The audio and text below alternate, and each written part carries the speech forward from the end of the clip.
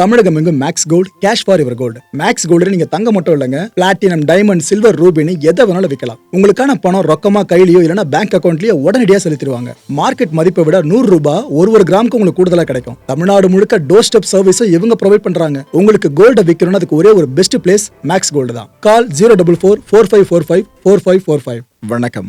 Big topic with Karthik Mayakumar. நாம இந்த கான்டென்ட்ல 2 விஷயங்களை பத்தி பேச போறோம். அதுல ஒன்னு, பாகிஸ்தான் பிரைம் மினிஸ்டர் இருக்கார்ல, அவரை புட்டின் ரொம்ப நேரம் காக்க வச்சாருன்னு ஒரு செய்தி பெருசா போயிட்டு இருக்கல, அதோட உண்மைத்தன்மையை பார்க்க போறோம். இது கூடவே நம்ம DRDO அடுத்த லெவல் பெரிய சம்பவத்துக்கு ரெடி ஆயிட்டாங்க. இது எல்லாத்த பத்தி தான் பேச போறோம். நிகழ்ச்சிக்குள்ள போலாம்.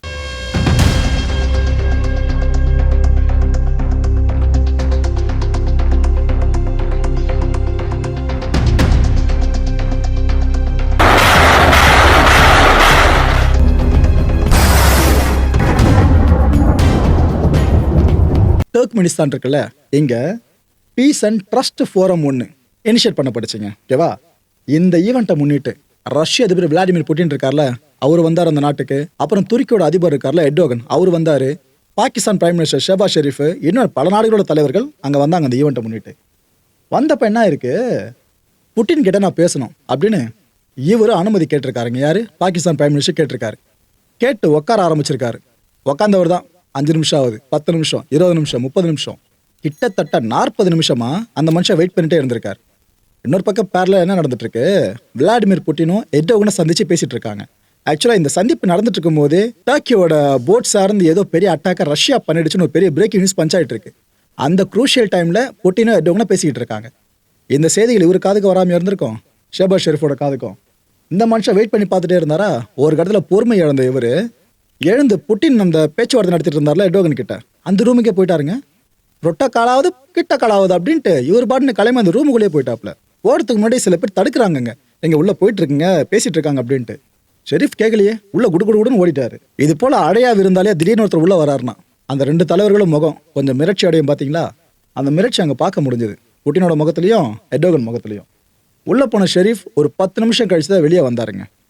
ஸோ உள்ளுக்குள்ளே என்ன நடந்துச்சு உண்மையிலேயே அப்படின்றது இது வரைக்கும் அவங்க சம்மந்தப்பட்டவங்க சொல்லலை. ஆனால் சர்வதேச ஊடகங்கள் மத்தியில் விவாதங்கள் வேற மாதிரிலாம் போய்கிட்டு இருக்கு. நம்ம ரொம்ப எக்ஸாஜரேட் பண்ண வேணாம். ஒரு 3 விஷயம் மட்டும் தான் உள்ள நடந்திருக்கணும். அதில் எது நடந்திருக்கலான்றத மக்கள் நீங்கள் அசியூம் பண்ணலாம். அதில் ஒன்று, புட்டினோட கார்ட்ஸ் இருக்காங்களே, அவங்க ஷெரீஃபை டினை பண்ணியிருக்கணும். இல்லைங்க, இந்த மீட்டிங் முடிச்சுட்டு வரட்டும், போங்க, உங்கள் டர்ன் வரப்போ புட்டின் அவர்கள் உங்களுக்கு கூடுவார் அப்படின்னு சொல்லியிருக்கணும். இது நடந்திருக்குமா? ஓகே. 2வது, புட்டின் அவர்கள் தன்னோட கடுப்பை வெளிப்படுத்தியிருக்கலாம். மேபி ஷவுட் கூட பண்ணியிருக்கலாம். அதெல்லாம் வெளியே வருமா? ஓகே. 3வது, ஷெரீஃப் எந்த விஷயத்துக்காக உள்ளே போனாரோ அந்த விஷயத்தை புட்டின் கிட்ட தெளிவாக சொல்லிட்டு எர்டோகன் கிட்டையும் சம்பிரதாயத்துக்கு எதனா பேசிட்டு அவர் அங்கேருந்து பீஸ்ஃபுல்லாக வெளியே வந்திருக்கலாம். ஸோ இந்த 3த்துல ஒன்று நடந்திருக்கும். அது எதுவாக இருக்கலாம். நெட்டிசன்ஸ் இருக்காங்களா, அவங்களுக்கு சாதா விஷயம்னாலே தொக்கா பெருசாக மாற்றுவாங்க.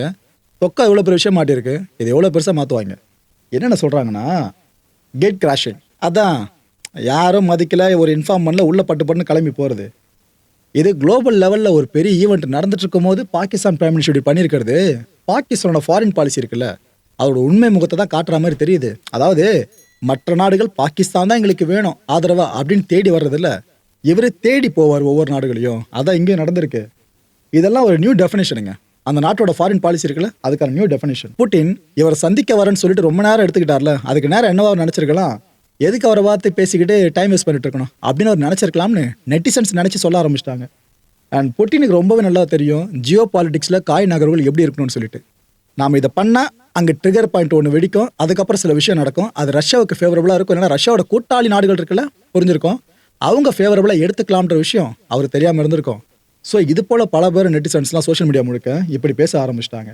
ஆனால் இதுக்காக ஷெபாஸ் ஷெரீஃபை ஒட்டு மொத்தமாக அவரோட இமேஜை காலி பண்ணுற மாதிரி பல பேர் என்னென்னமோ சொல்கிறாங்களே, அது இப்போதையும் மக்கள் நம்ப வேண்டாம். ஏன்னா அந்தளவுக்கு வேர்ஸ்ட்டாக போனால் யாராவது ஒருத்தர் சொல்லணும் அஃபிஷியலாக, இது வரைக்கும் யாரும் சொல்ல, அதனால அதை ஃப்ரீயாக விட்டுருங்க. RT இந்தியா இருக்காங்களே, சமீபத்தில் புட்டின் வந்து லான்ச் பண்ணார் பாருங்க நம்ம நாட்டில் ஒரு சேனல், அவங்க தான். இந்த RT இந்தியா என்ன பண்ணாங்க, அந்த ஃபுட்டேஜை முதல்ல அவங்க தான் போட்டாங்களே, பப்ளிஷ் பண்ணாங்களே. இவர் காத்துட்டு இருக்க விஷயம் எல்லாமே அவங்க தான் பப்ளிஷ் பண்ணியிருந்தாங்க. அதுக்கப்புறமா அந்த ஃபுட்டேஜ் அவங்க நீக்கிட்டாங்க. அதுக்கு என்ன விளக்கம் கொடுத்துருந்தாங்கன்னா, இல்லைங்க, இது போல் மிஸ் ரெப்ரசன்டேஷன் அப்படின்ற விஷயத்துக்கு இது ஆளாகலாம். இந்த ஃபுட்டேஜை பேஸ் பண்ணி பல விஷயங்களை பல பேர் யூகங்களை அடுக்க ஆரம்பிக்கலாம், இது தப்பான ஒரு விஷயமா மாறிடும், அதனால் நாங்கள் இந்த ஃபுட்டேஜ் எடுத்துட்டோம்னு சொல்லியிருக்காங்க. அதனால் எடுத்திருப்பாங்க. ஓகே, ரைட்டு, விடுங்க. ஏன்னா ரஷ்யா பாகிஸ்தானை 100% எதிரி நாடாக இன்னும் பார்க்கல.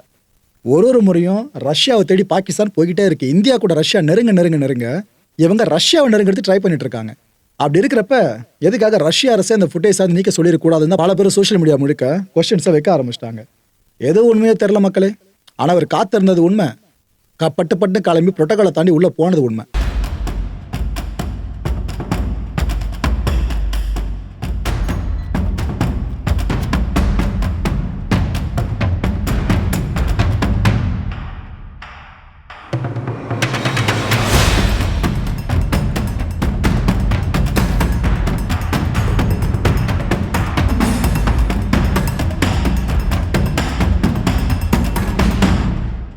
ஒரு அப்டேட் பார்த்துட்டிங்களா?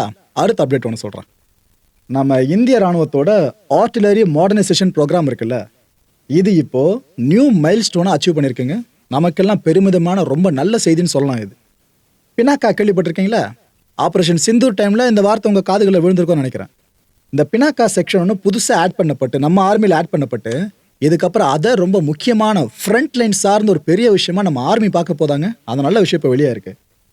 ஆக்சுவலாக பிக்கெஸ்ட் டீல் ஒன்று வெயிட்டிங்கில் இருக்குது, வெயிட் பண்ணிக்கிட்டு இருக்கு. அந்த டீல் சைன் ஆகிற பட்சத்தில் நம்ம இந்திய ராணுவத்துக்கு பெரிய பலமே கிடச்சிடும்னு சொல்லலாம். இது ஆக்சுவலாக இந்த பினாக்கா பொறுத்த வரைக்கும் MBRL சிஸ்டம்னு சொல்லுவாங்க, அதாவது மல்டி பேரல் ராக்கெட் லான்ச்சர் சிஸ்டம்ங்க. இது இண்டிஜினியஸ், அதில் ஹைலைட்டே நம்ம உருவாக்கி இருக்கிறது. ஓகேவா, நம்ம உருவாக்கி இருக்கிறது. இது முதல்ல பில்ட் பண்ணப்போ பார்த்தீங்கன்னா 37.5 கிலோமீட்டர் வரைக்கும் ரேஞ்சு கொண்டு இருந்ததா வடிவமைச்சிருந்தாங்க. அதுக்கப்புறம் இதை அப்கிரேட் பண்ணுறோன்னு சொல்லிட்டு 40 கிலோமீட்டர்ஸ் ரேஞ்சு கொண்டு போனாங்க. 75 கிலோமீட்டர்ஸ் ரேஞ்சு கொண்டு போயிட்டு கடைசியாக 120 கிலோமீட்டர்ஸ் ரேஞ்ச் வரைக்கும் கொண்டு வந்து நிறுத்திருக்காங்க. இது ஆக்சுவலாக டெவலப் பண்ணுறது யார் தெரியுமா? நம்ம DRDO, defence research and development organisation இருக்காங்களே, அவங்க தான் ஃபுல்லாக டிசைன் பண்ணியிருக்காங்களே. இதோட ஃபர்ஸ்ட் ட்ரையல்ஸ் இருக்குல்ல, அது கூடிய சீக்கிரம் நடக்க போதாங்க. அதான் 120 மேக்ஸிமம் ரேஞ்சு சொன்ன பாருங்க, ஸ்ட்ரைக் ரேஞ்சு, அதுக்கான ஃபர்ஸ்ட் ட்ரையல் கூடிய சீக்கிரமே நடக்க போகுதான். இந்த ட்ரையல் முடிஞ்ச பிற்பாடு டெவலப் பண்ணுற வேலை பார்த்தீங்கன்னா DCPP பேஸில் நடக்கும்னு சொல்கிறாங்க. அதாவது development come production partners. DRDO மட்டும் இல்லாமல் சில பார்ட்னர்ஸை உள்ளே சேர்த்து இதை ப்ரொடியூஸ் பண்ண போகிறாங்க.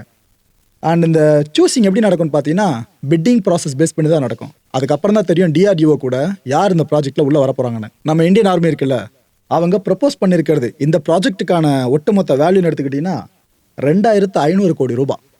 ஓகேவா, 2500 கோடி ரூபாய். ஸோ இப்போதைக்கு கிளியரன்ஸ்க்காக வெயிட் பண்ணிட்டு இருக்காங்க. இந்த கிளியரன்ஸ் யார் கொடுக்கணும்? DAC, அதாவது டிஃபென்ஸ் அக்யூசிஷன் கவுன்சில்னு சொல்லுவாங்க. இவங்க தான் இந்த டீலை ஓகே பண்ணலாம், இதுக்கு இவ்வளோ பணத்தை ஒதுக்கலாம் அப்படின்ற முடிவுகளை எடுக்கிறவங்க. அவங்களோட அந்த ஒரு அப்ரூவலுக்காக வெயிட் பண்ணிக்கிட்டு இருக்காங்க நம்ம இந்தியன் ஆர்மி. அந்த அனுமதி சீக்கிரமே கிடச்சிரும். கிடைக்காம போகிறதுலாம் வாய்ப்பே இல்லை நினைக்கிறேன், சீக்கிரம் கிடச்சிரும். கிடைச்சதுமே நம்ம இந்திய ராணுவம் அடுத்த பாலத்தை எட்ட போது பார்த்தீங்களா, அதை நினைக்கிறப்ப எனக்கு ஒரு இந்தியானா ரொம்ப பெருமையாக தான் இருக்குது. ஆக்சுவலாக இந்த வருஷத்தோட ஆரம்பத்திலேயே டிஃபென்ஸ் மினிஸ்ட்ரி சில கான்ட்ராக்ட்ஸை சைன் பண்ணியிருந்தாங்க. அதோட வேர்த்து பார்த்தீங்கன்னா 10,147 கோடி ரூபாய். யார் யார் கூட தெரியுமா? ஒன்று EEL, இன்னொன்று MIL, அதாவது எக்கனாமிக் எக்ஸ்ப்ளோசிவ் லிமிடெட், இன்னொன்று munitions India limited, DPICM area denial munition type 1, and இது கூட சேர்த்து high explosive pre fragmented MK1. இது ஆக்சுவலாக என்ஹான்ஸ்டு ராக்கெட்ஸ் வெர்ஷனாக பார்க்கப்படுது. இது எல்லாம் சார்ந்து தான் இந்த 2 தரப்பு கிட்ட நம்ம கான்ட்ராக்ட்ஸை சைன் பண்ணியிருந்தோம் நம்ம டிஃபென்ஸ் மினிஸ்ட்ரி. அண்ட் இது கூடவே சேர்த்து அடிஷனலாக பார்த்தீங்கன்னா நம்ம டிஃபென்ஸ் மினிஸ்ட்ரி BEL இருக்குல்ல, அதாவது பாரத் எலக்ட்ரானிக்ஸ் லிமிடெட், இவங்க கூடயும் அக்ரிமெண்ட்டை போட்டிருந்தாங்க. இது எதுக்காகனா நம்ம சக்தி ஃபயர் கவுண்டர் சாஃப்ட்வேர் இருக்குல்ல, இதை அப்கிரேட் பண்ணுறதுக்காக இந்த கான்ட்ராக்டுங்க. ஸோ இதன் மூலமாக நம்ம சிஸ்டமோட ஆப்ரேஷனல் எஃபெக்டிவ்னஸ் இருக்குல்ல, அதை அதிகமாக இம்ப்ரூவ் பண்ணிட முடியும். வேற லெவல் அப்டேட்ஸாக இருக்குல்ல நம்ம இந்தியன் ஆர்மி சார்ந்து. சூப்பர். இந்த 120 கிலோமீட்டர் ஸ்ட்ரைக் ரேஞ்சு கொண்ட இந்த பினாக்கா இருக்குது பார்த்தீங்களா, இதோட ஃபர்ஸ்ட் டெஸ்ட் அடுத்த ஃபினான்ஷியல் இயருக்குள்ளே நடந்துருன்றதான் இப்போதைக்கு சொல்லப்பட்டு இருக்கு. முதல்ல விரைவுன்னு சொன்னாங்க, இப்போ அப்படியே விசாரிச்சு பார்த்தா அடுத்த ஃபினான்ஷியல் இயருக்குள்ள சாத்தியமாயிடும்னு சொல்லியிருக்காங்க DRDO சைட்லேருந்து. இந்த பினாக்கா இருக்குல்ல, இதை சார்ந்து இது வரைக்கும் நடந்த சோதனைகள், அதோட திறன், இதை பற்றி நீங்கள் தெரிஞ்சுக்கோனாமா என்ன, இந்த காட்சிகளை பாருங்கள், தெளிவாக உங்களுக்கு புரியும்.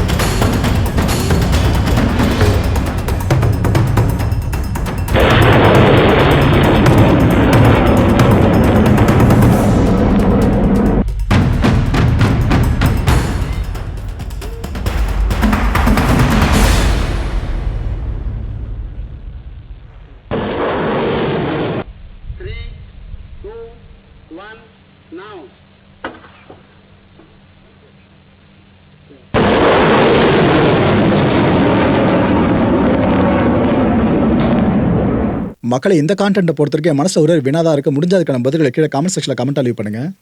பினாக்கா அண்ட் பாகிஸ்தான் ரெண்டுத்தையும் ஒரு சேர நினைக்கிறப்ப உங்களுக்கு என்ன தோணுது மனசுல?